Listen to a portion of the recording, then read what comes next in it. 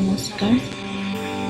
কবিতাৰ শিৰোনাম পতনৱসান। কবি হীৰেন ভট্টাচাৰ্য।